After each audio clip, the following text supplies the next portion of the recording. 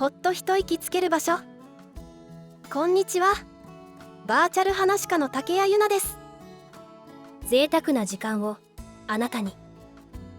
ハロー、バーチャル話し家の時藤音葉よ。この動画は字幕対応しています。必要でしたら設定ボタンから選んでください。ねえ、音ちゃん、茜話って作品知ってる？名前くらいは聞いたことあるけれど、急にどうしたの？遅ればせながら読んだんだよ。それがすごく面白くて。今日遅刻してきたのはそれを読んで夜更かししたから。そういう捉え方もできるかもしれない。学生時代から面白いものに出会うと歯止めがかからないんだから。それで茜話がどうしたの？落語の漫画なんだよ。それもかなり本格的なの。タイトルに話って字が入っているんだから、それくらいは想像がつくわよ。私たちも落語家をやっていた時期があるでしょ。読んでいたらあの頃のことを思い出しちゃって。ある意味では黒歴史だけど懐かしくもあるわね。そうそう。主人公は茜っていう女の子なんだけど、落語家さんの娘なの。サラブレッドね。羨ましいわ。お父さんは2つ目なんだよ。真打ち昇進目前まで行っていたんだけど、そこですごく残酷なことが起こるの。それで娘の茜が落語家を目指すところから始まるんだ。私たちとは随分違うわね。私たちは真打ちなんて全然だったからね。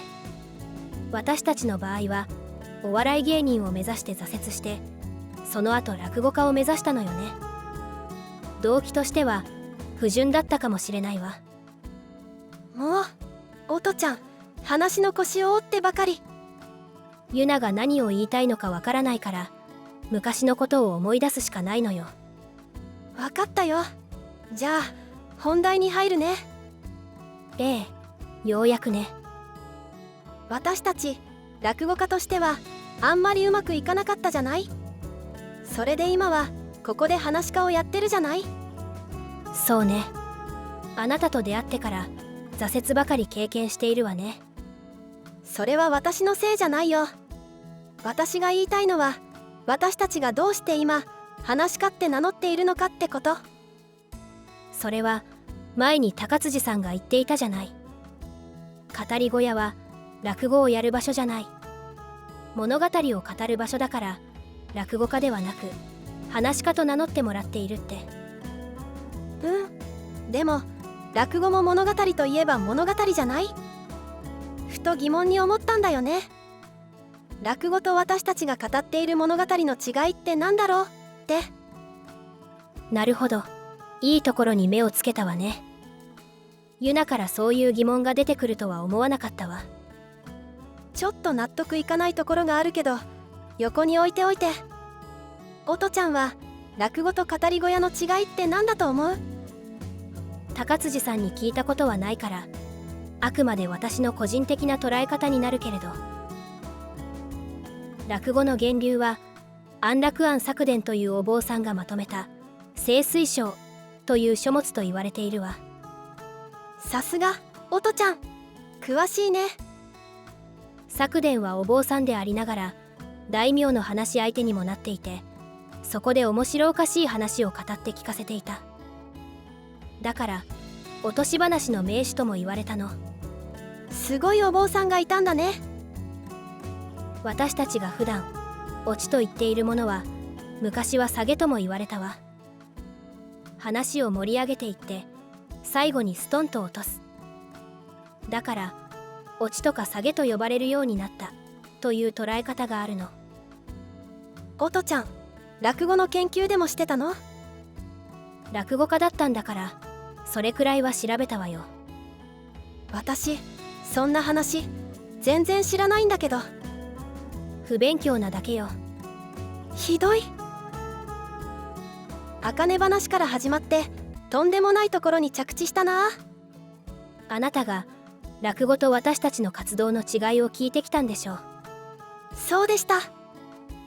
それで疑問は解けたの？なんとなくだけど分かった気がする。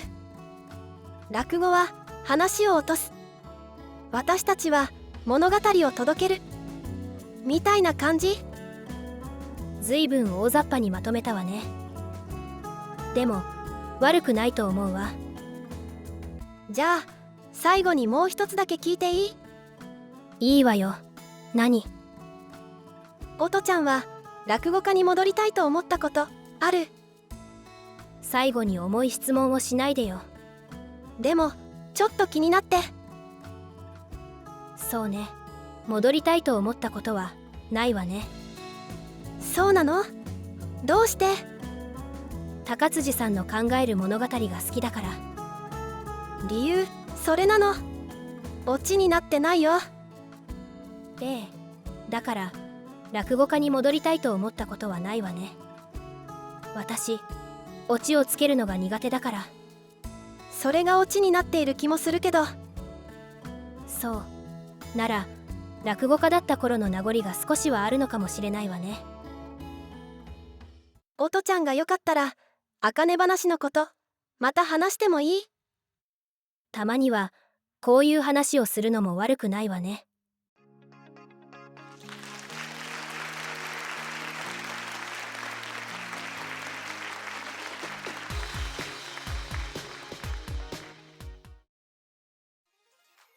最後まで見てくれてありがとう。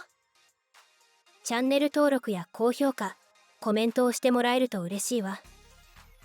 私たちの SNS は概要欄に載っているからよかったらチェックしてみてね。